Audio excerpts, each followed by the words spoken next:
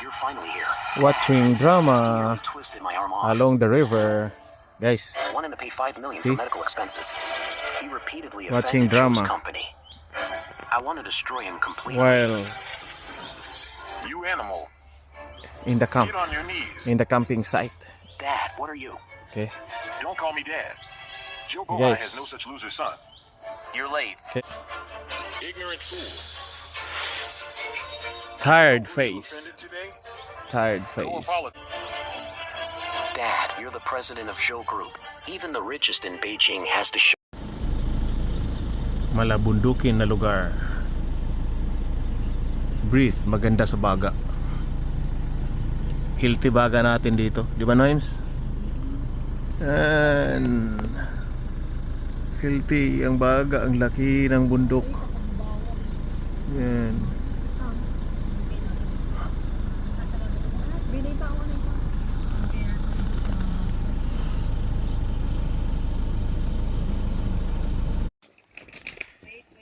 Almost settled down.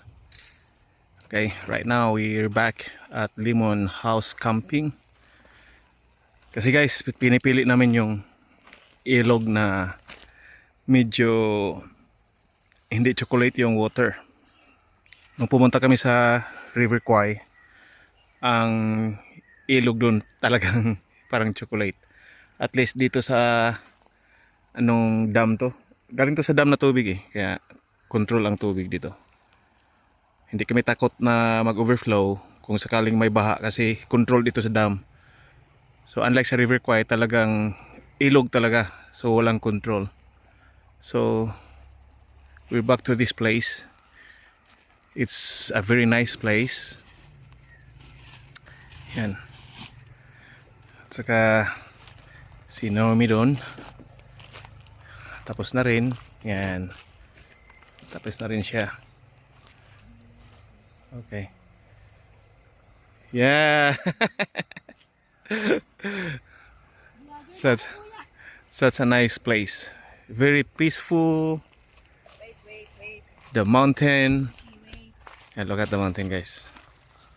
Yan. See? Ito ang gusto natin.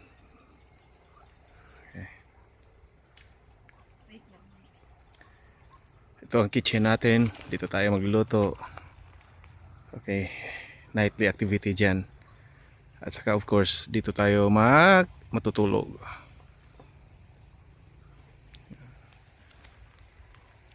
That's all.